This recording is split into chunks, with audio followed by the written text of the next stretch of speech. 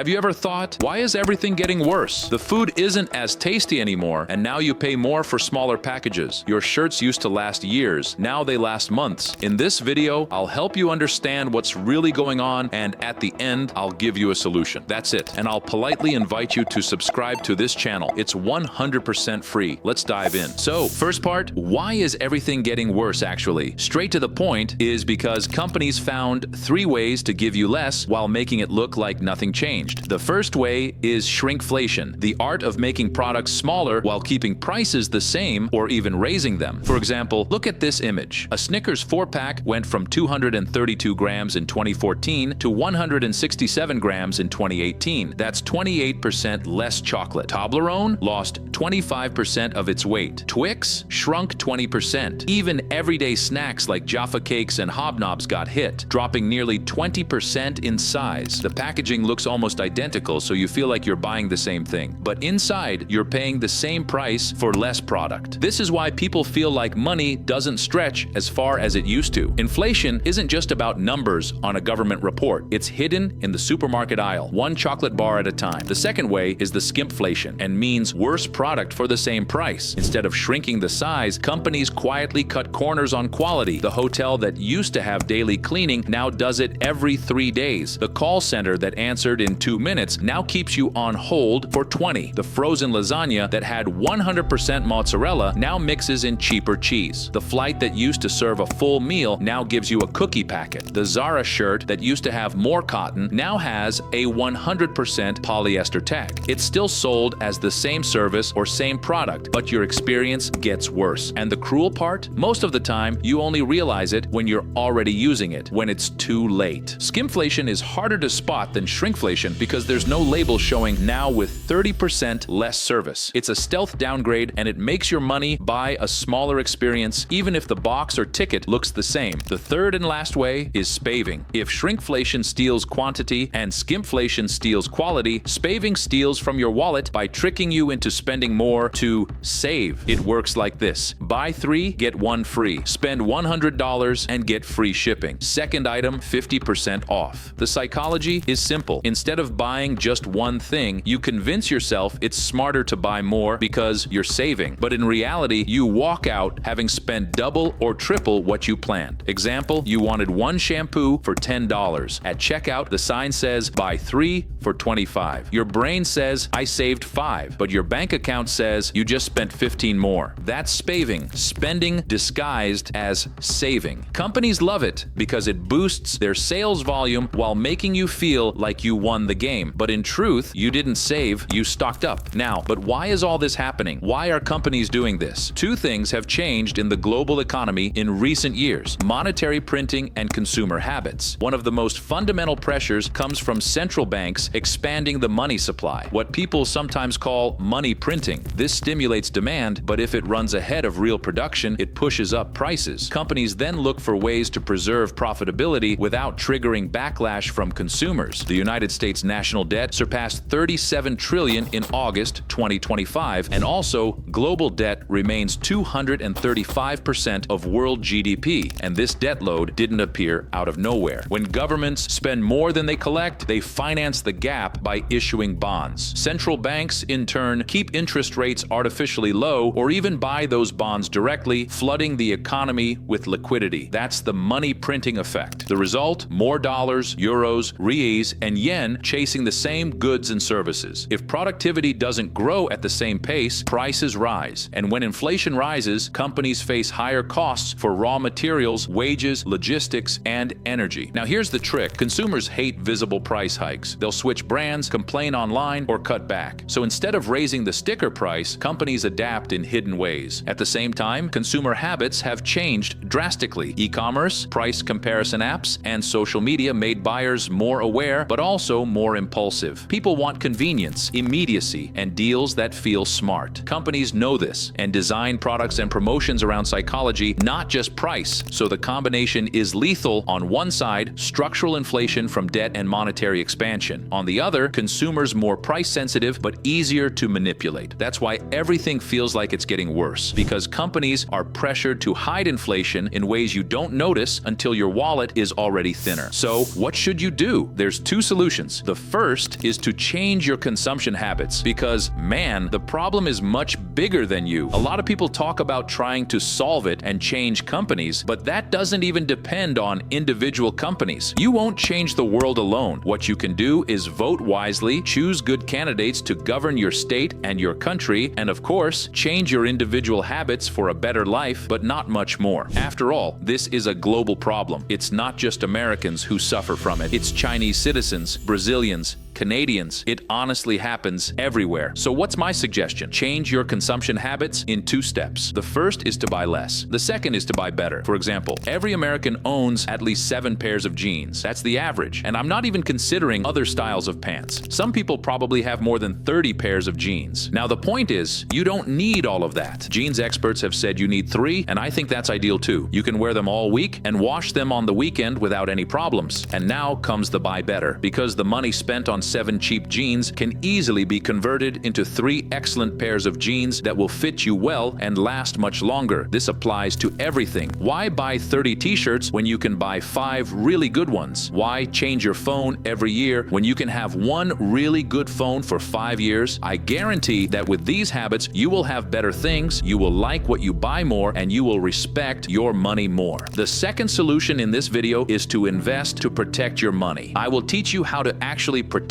your money from this hidden inflation. First of all, you should never put your money in a savings account. Always focus on buying treasury bonds. The reason is simple. The average savings account pays just 0.04% APY, while treasury bonds designed for savings are paying almost 4%, and they also protect your money against inflation. That protection happens because the interest rate on these bonds adjusts every 6 months based on inflation, which means your returns move with the cost of living instead of losing purchasing power over time. The same logic applies when we talk about stocks. You can hedge against inflation by investing in companies with strong pricing power, the kind of businesses that can raise prices without losing customers. When food, energy, or healthcare costs rise, people don't just stop buying them, and that gives these companies a built-in shield against inflation. On the other hand, companies stuck in highly competitive markets, or those that can't pass on higher costs, often see their profits evaporate when inflation picks up. For example, a Coke used to cost 5 cents in 1950. Due to inflation, today it costs more than $2. In other words, we're living in an overpriced Coca-Cola world. But here's the twist. If instead of buying the drink, you had bought Coca-Cola stock back in 1985, you wouldn't be worried about this at all. Why? Because those shares have returned more than 25,000%. That means even a tiny investment of just 5 cents back then would be worth about $12.55 today. Now imagine if you had invested $100 or even $1,000, we'd be talking about a fortune. Why? Because Coca-Cola Company don't keep the inflation for themselves, they spread over the consumers. And you can benefit from that. And of course, you should always take in the real return and not the nominal. The difference is that nominal return is the raw number you see on paper, the percentage your money grows before adjusting for inflation. The real return is what actually matters because it shows how much your purchasing power increased after inflation is taken out. Example, let's say you invest $10,000 and get a 6% nominal return. That means you end up with $10,600 after a year. But if inflation was 4% in that same year, your real return isn't 6%. It's closer to 2%. In practice, you only gained about $200 in extra purchasing power, not $600. That's why smart investors always focus on real returns. If your money is growing slower than inflation, you're getting poorer, even if your account balance looks bigger. Well, that's it, cousins. Bye.